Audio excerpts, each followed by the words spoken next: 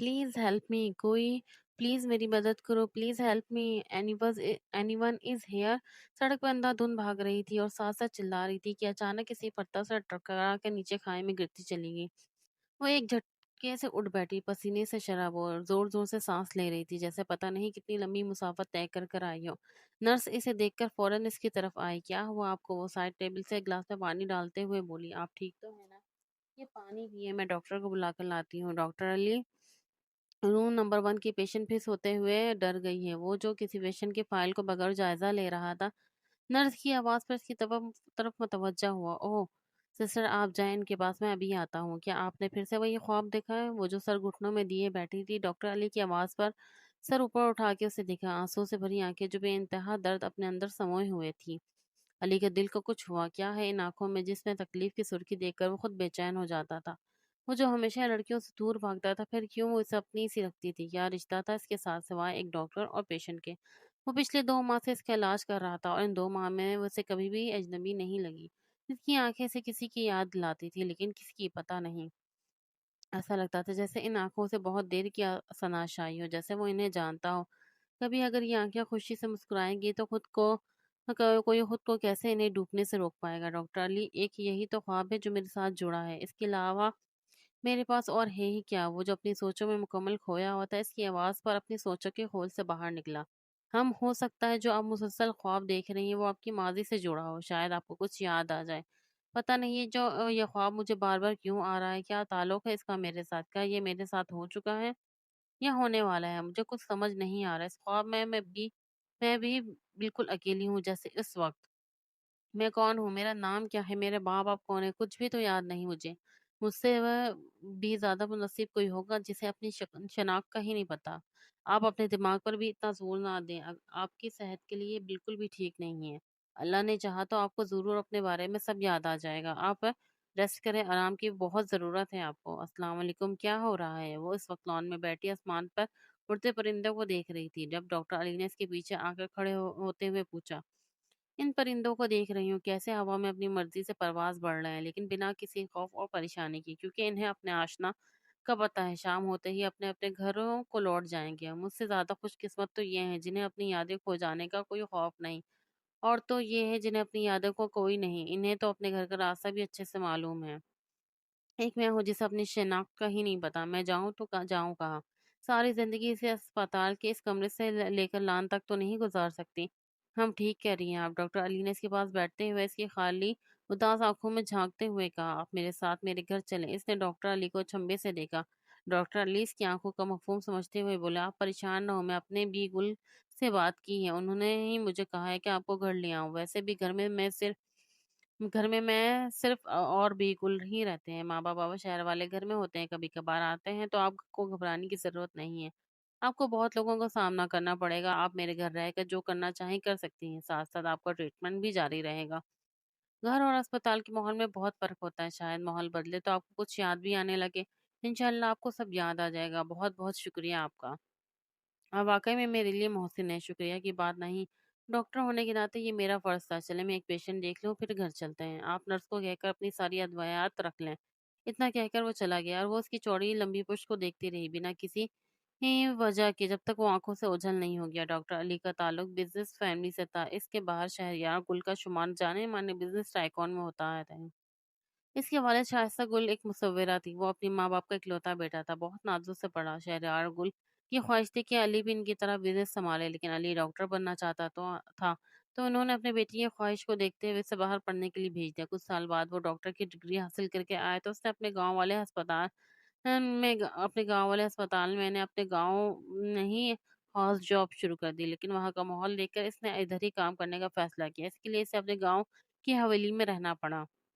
हवेली में सिर्फ वेगोल जो इसकी दादी हैं वहीं रहती हैं। इसके दादा गांव के चौधरी थे, कई जमीनों के मालिक। वो भी चाहते थे इनका बेटा इनकी जमीनें संभाले और हवेली में रहे, लेकिन शहरियार गुल को अपना नाम बनाना था और वो गांव की जिंदगी में नहीं जीना चाहता था। इसलिए इसने अपना कारोबार शुरू किया और दिन रात पर मेहनत की। यही वजह थी कि आज वो बड़े बिजनेसमैन में शुमार होता था। लेकिन दादा एक रात तुम दिल का दौरा पड़ने से इसी जहां से दूसरे जहां चले गए। इनके जाने के बाद बिकवाल ने इनकी सारी जिम्मेदारी संभाल ली, लेकिन अब वो थक चुकी थी।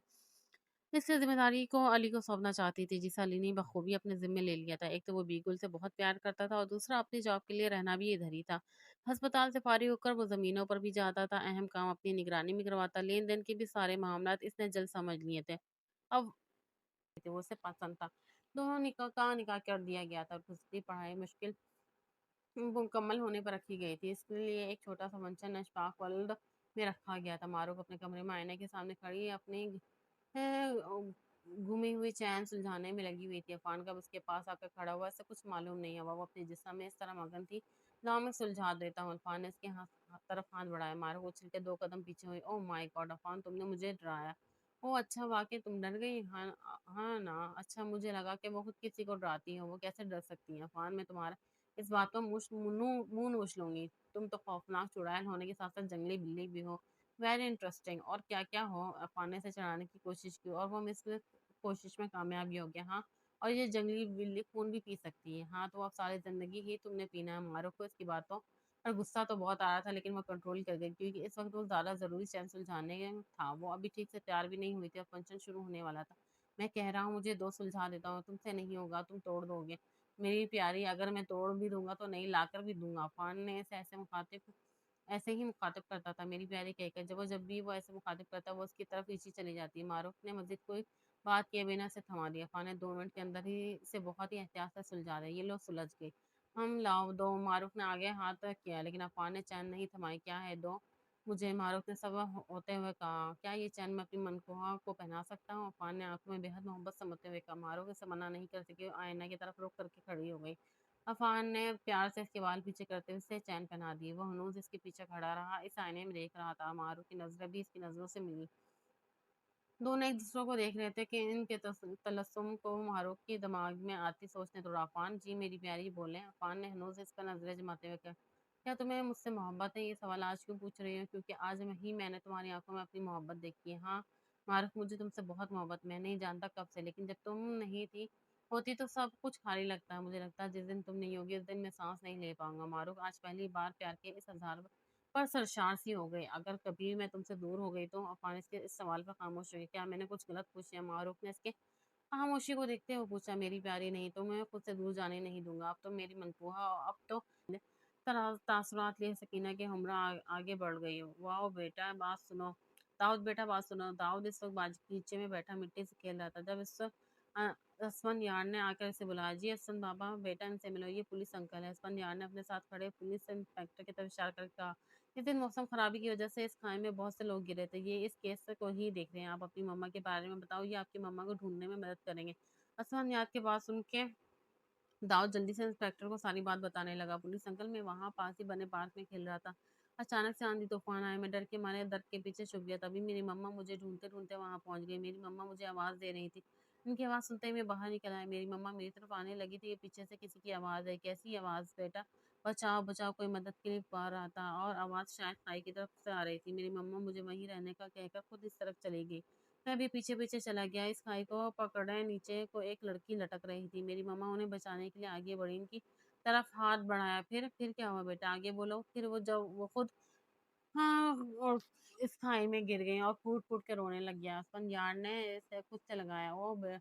और बेटा वो औरत जिसे बचाने के लिए आपकी मम्मा गई थी? पुलिस अंकल, मुझे नहीं पता। मैं तो इस आस-पास भाग रहा था, कोई मेरी मम्मा को बचा ले। तूफान बहुत तेज था, कुछ दिखाई नहीं दे रहा था। मैं रोते-रोते सो गया। सुबह जब उठा तो हर तरफ हलचल मची हुई थी, लेकिन मेरी मम्मा कहीं नहीं थी।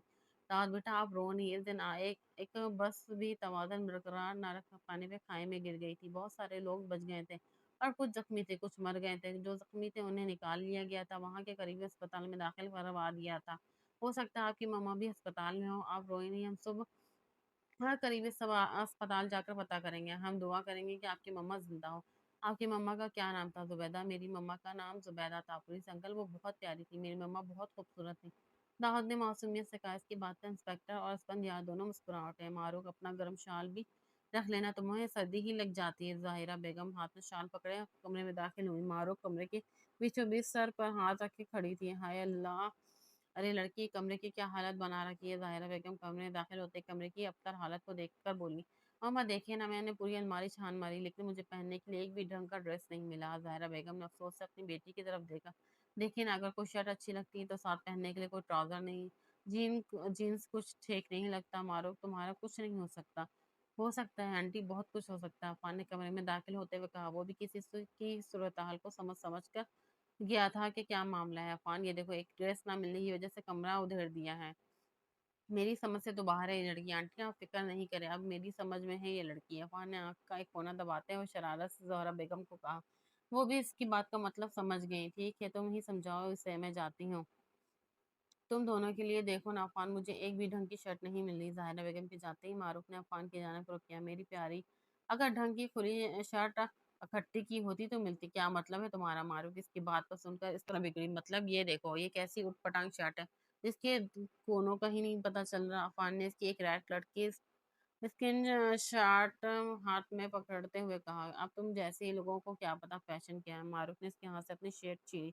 वैसे मैंने तो इसलिए पकड़ा था कि तुम ये पहनकर जा सकती हो। मारूफ ने अफान की बात सुनते ही शर्ट को खुद के साथ लगा कर देखा। वहाँ वाकई ये तो बहुत अच्छी लग रही है।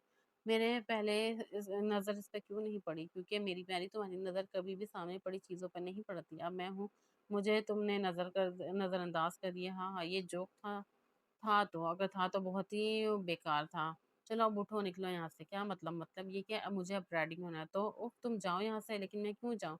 रेडी तो तुम्हें होना है, तुम जाओ। अब की बार मारूफ सहन सही में रच गई थी। वो शर्ट बेड पर फेंक कर इसके करीब आई, जो आराम से सोफे पर टांग पर टांग जमाए बैठा था। तो मिस्टर अफान, शायद आप भूल रहे हैं कि आप इस वक्त मारूफ अशफाक के कमरे में हैं। मारूफ ने भी अपने बाजू बांधकर डोटक अंदाज में कहा। Oh really? अफान ने हैरान होने की सारी हदें पार करते हुए कहा। क्या वाकई में मारूफ अशफाक के कमरे में मौजूद हो? लेकिन कैसे? मैं यहाँ कैसे आया? अफान ने खड़े होकर कमरे में गोल गोल घूमते हुए हैरान होने की कमाल की एक्टिंग करते हुए कहा। जिस पर मारूफ का पारा और है। अफान तुम? मारूफ ने इसकी उंगली की तरफ इशारा बनाते हुए कहा। जब अफान ने थाम लिया। कहो ना अफान, तुम बहुत अच्छे हो। अफान ने इसे खुद के करीब करते हुए कहा। मारूफ इसकी इस जिसारत पर शर्मा गए। अफान, पीछे हटो, कोई देख लेगा। कौन? तुम मेरी ऑफिशियल बीवी हो, चाहो तो अभी तुम्हें ले जाऊं। किसी का बाप भी मुझे नहीं रोक सकता, लेकिन मारूफ का बाप रोक सकता है। अशफाक अहमद ने अंदर दाखिल होते हुए कहा। अफान 2 कदम पीछे हटा। अंकल वो मैं, अफान हगलाने लगा। वो क्या? नहीं अंकल, कुछ नहीं, मैं चलता हूँ। अरे बरखुदार किधर? अब तो जब तुम बात छेड़ ही लिए तो मुकम्मल करो। क्या मतलब ये कि अब तुम तैयारी पकड़ो अपनी ऑफिशियल बीवी को अपने साथ ले जाने की। हम सोच रहे हैं कि मारूफ की इस ट्रिप के बाद अब रुखसती भी करवा दी जाए। लेकिन बाबा, बेटा 1 साल होने को आया है तुम दोनों के निकाह को, अब रुखसती हो जानी चाहिए। अशफाक अहमद ने मारूफ की बात काटते हुए, जिन्होंने कांपते हाथों से कॉल उठाए, लेकिन बात सुनता ही फौरन इनके हाथ से गिरकर जमीन पे जा गिरा। वो गिरने लगे थे कि अफवान ने उन्हें संभाल लिया। ज़ोहरा बेगम ने अफरा तफरी में पूछा कि कॉल पर कौन था और क्या हुआ। अशफाक अहमद की ज़बान से कोई लफ्ज़ नहीं निकल रहा था। अफान ने इनकी हालत देखकर मोबाइल उठाया और डरते डरते कान से लगाया। दूसरी तरफ से कोई हेलो हेलो बोल रहा था और अफान ने कांपती हुई आवाज़ में सिर्फ जी कहा। पूरी बात सुनते ही कहने के बाद अफान ने बमुश्किल चंद अल्फाज अदा किए। जी हम आते हैं।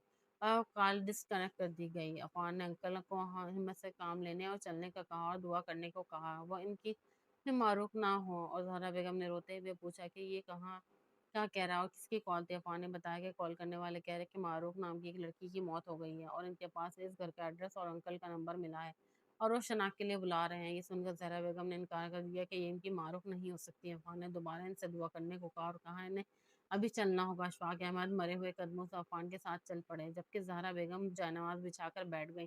लड़कों ने सारी डेकोरेशन उतारना शुरू कर दी। सर्दी का जोर टूट चुका था। बिल्कुल लॉन में माली के सर पे खड़ी पौधों की सफाई करवा रही थी। सकीना को हवेली की सफाई पर लगाया हुआ था। सर्दियों में इस इलाके में बर्फबारी होती थी और सूरज मुश्किल से नजर आता था, लेकिन अब मौसम बेहतर होने से सब कुछ मामूल पर आ रहा था। इजल अपनी चाय का कप थामे बिल्कुल के पास आई। बिल्कुल ने इसे देख कर कहा, आओ इजल बेटा, आप भी देखें जरा हमारे लॉन की खूबसूरती। इजल इतने खूबसूरत छोटे से बागीचे को देखकर ठटक कर रह गई। इसके दिमाग में कुछ धुंधली चीजें चलने लगी। इसने अपना सर दोनों हाथों से पकड़ लिया और चाय का कप नीचे गिर गया। बीगुल ने इसकी हालत देखी तो इसे सहारा देकर अंदर ले आए। मालिके को अली को बुलाने को भेजा। अली ने परेशानी से पूछा, क्या हुआ बिगुल? बिगुल ने सोफे पे लेटी हुई एजल की तरफ इशारा करते हुए कहा, अली बेटा ये देखो एजल को क्या हुआ है। ये अली ने एजल को पुकारा और उसकी आवाज़ सुनकर एजल ने आंखें खोली। एजल ने बताया कि अचानक इसके सर में शदीद दर्द उठा और उसे कुछ धुंधली चीजें याद आ रही थी। अली ने कहा, ओह तो मतलब ये है कि तुम ठीक हो रही हो? बीगुल ने खुशी से पूछा, क्या सच में? अली ने बताया कि ऐसे इसकी तरफ इशारा है। इज़ल ने बताया कि इस दिन भी जब वो पेंटिंग के सामने खड़ी थी तो इसे महसूस हुआ था कि वो ये पहले देख चुकी है। अली ने पूछा कि आज क्या देखा? کر ایسا لگا تو ایزل نے بتایا کہ آج جب وہ لان میں باغیچے کے پاس گئی تو اسے لگا جیسے وہ اسے پہلے دیکھ چکی ہے، اور کچھ دھندلی تصویریں دماغ میں آ رہی تھی جس کے ساتھ شدید درد بھی ہو رہا تھا۔ علی نے اندازہ لگایا کہ ایزل کا نیچر سے گہرا تعلق ہے اور وہ قدرتی ماحول میں رہنا زیادہ پسند کرتی ہے۔ ایزل نے کہا ہو سکتا ہے۔ علی نے اسے مشورہ دیا کہ وہ اپنی پسند کو کنوینس پر اتارے، ہو سکتا ہے نیچر کے قریب رہ کے اس کی یادداشت جلد واپس آ جائے۔ اس نے اپنی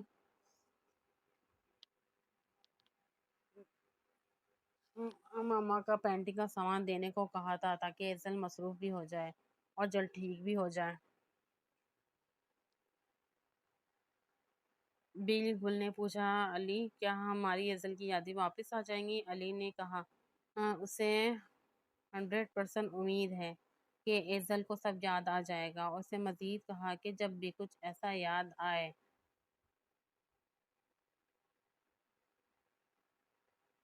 تو ٹھیک سے فوکس کرے لیکن زیادہ زور نہ دے۔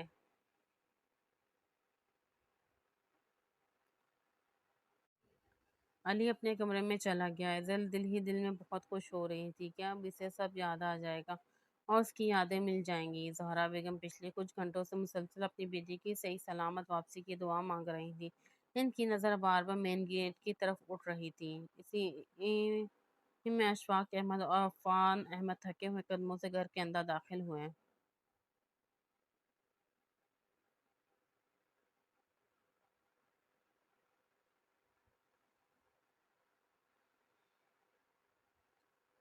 زہرا بیگم جلدی سے ان کے پاس گئی۔ انہوں نے اشفاق صاحب سے پوچھا کہاں ہے ہماری معروف؟ وہ ٹھیک تو ہے نا؟ اشفاق احمد کچھ بھی بول نہیں رہے تھے۔ زہرا بیگم نے دوبارہ پوچھا اشفاق صاحب میں آپ سے پوچھ رہی ہوں ہماری معروف کہاں ہے؟ وہ ٹھیک تو ہے نا؟ آپ مجھے کچھ بتا کیوں نہیں رہے ہیں؟ ابھی وہ یہ سب پوچھ رہی تھی کہ ان کی نظر اشفاق احمد اور عفان کے پیچھے کچھ لوگوں پر پڑی جو ایک میت کو لے کر آ رہے تھے۔ ظاہرہ بیگم نے پوچھا اشفاق صاحب یہ کس کی میت ہے؟ آپ کچھ بتاتے کیوں نہیں ہیں؟ بتائیں نا مجھے۔ اشفاق احمد نے ظاہرہ بیگم کو بازوؤں سے پکڑ لیا۔ ظاہرہ بیگم نے کہا ظاہرہ بیگم ہمت سے سنیے گا، یہ ہماری معروف کی میت ہے۔ ظاہرہ بیگم چلانے لگی نہیں یہ جھوٹ بول رہے ہیں آپ، ایسا بالکل نہیں ہو سکتا، ہماری معروف ہمیں چھوڑ کر نہیں جا سکتی، کہہ دیں کہ آپ جھوٹ بول رہے ہیں۔ ظاہرہ بیگم پاگل سی ہو گئیں۔ اشفاق احمد نے آگے بڑھ کر انہیں تھاما اور اپنے ساتھ لگایا۔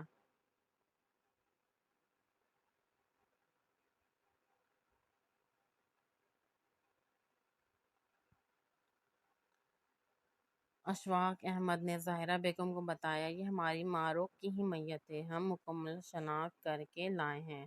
ظاہرہ بیگم نے کہا جھوٹ بول رہے ہیں آپ، یہ معروف ہو ہی نہیں سکتی۔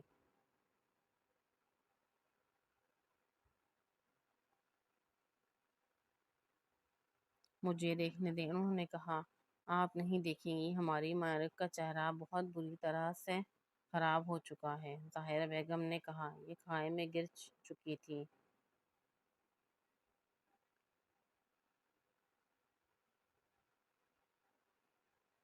مگر اس کے چہرے پر آگ کے گہرے نشانات تھے۔ زہرا بیگم نے کہا معروف کا بیگ جو اس کے ساتھ دیا گیا تھا، اس سے انہیں پتہ چلا کہ یہ ان کی بیٹی ہے اور اس میں معروف کی ہر چیز موجود ہے۔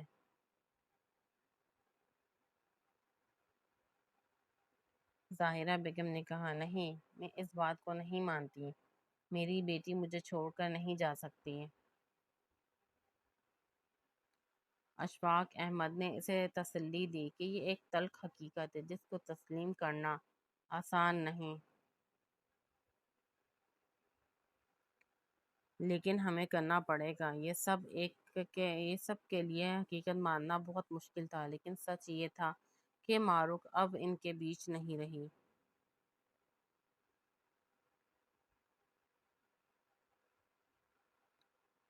عفان نے کانپتی ہوئی آواز میں کہا۔ زہرا بیگم پھوٹ پھوٹ کر رو پڑیں۔ آج بھی یہ سب یاد کر کے زہرا بیگم کی آنکھیں بھیگ جاتی تھیں اور عفان کی بھی آنکھوں میں آنسو تھے۔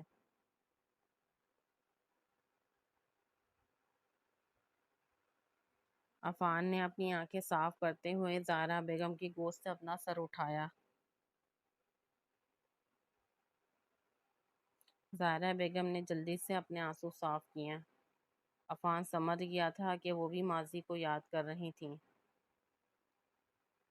عفان نے کہا، ٹھیک ہے آنٹی، میں چلتا ہوں، ہسپتال بھی جانا ہے، شام کو پھر آؤں گا۔ عفان اپنا اور انکل کا خیال رکھنے کے لیے کہہ کر نکل گیا۔ ظاہرہ بیگم اٹھیں اور وضو کر کے اپنی بچی کے لیے دعائیں مغفرت کرنے لگی۔ اشفاق احمد پھر سے درد و غم کو مٹانے کے لیے برق گردانی کرنے لگے۔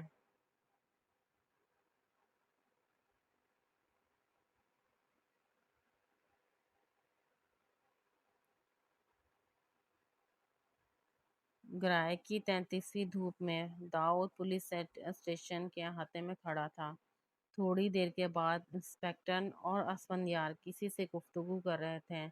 ان دونوں کی بات ختم ہونے کا انتظار کر رہا تھا تاکہ پھر اپنی معروف کے بارے میں پوچھ سکیں۔ انسپکٹر اور اسفندیار اپنی بات مکمل کر کے اس کے پاس آ جائیں۔ داؤد نے بے بسی سے پوچھا۔ پولیس انسپکٹر ماں کے مل جانے کی دعا جاری و ساری تھی۔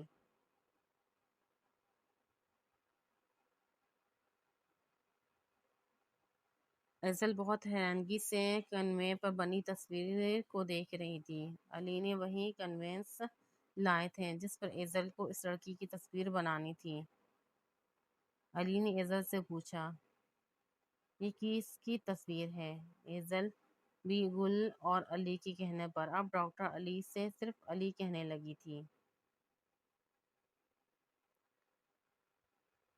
ایزل کے پوچھنے پر علی موجود ہوا۔ وہ کافی دیر تک اس تصویر کو دیکھتا رہا۔ ایزل اس طرح ہو جاتی تھی کہ وہ حد تک سمجھ چکی تھی۔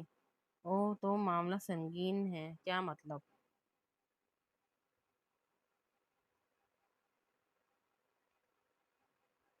مطلب کہ آپ کو اس طرح کھوئے رہنے کی وجہ آج سامنے آئی ہے۔ تو یہ ہے لڑکی جس کے آپ دیوانے ہوئے بیٹھے ہیں۔ کون ہے یہ؟ نہیں جانتا۔ کیا مطلب نہیں جانتا؟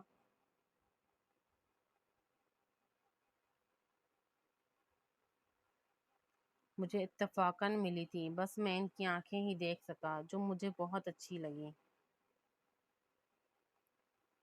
میں نے ایک دن میں یہ تصویر بنا ڈالی۔ علی نے سوالیہ نظروں سے دیکھا۔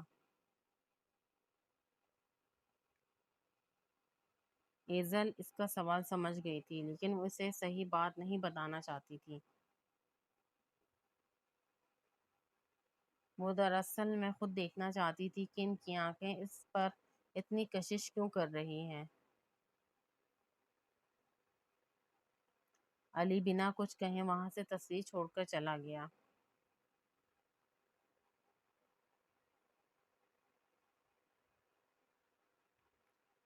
پتہ نہیں، لیکن ایزل شروع ہی دن سے دل کے قریب محسوس ہوتی تھی،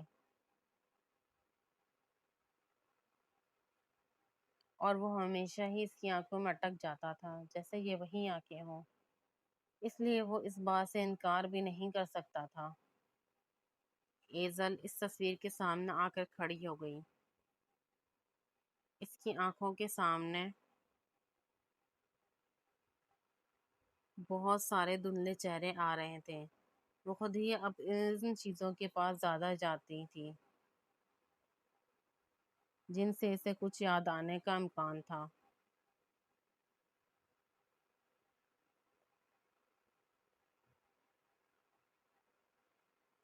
بچاؤ بچاؤ، کس کی آواز اس کے کانوں میں گونجی۔ وہ فوراً اٹھ بیٹھا۔ اس کا چہرہ پسینے سے شرابور تھا۔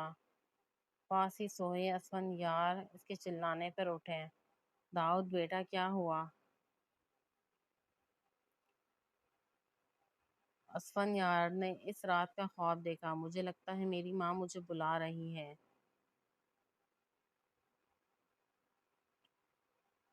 داؤد نے اپنی ماں کی تصویر جو اپنا ہے ساتھ ہی اس کو سر سے سینے سے مسیج لیا۔ اسفن یار چلے نا، پولیس انکل کے پاس چلتے ہیں ماں کو ڈھونڈنے۔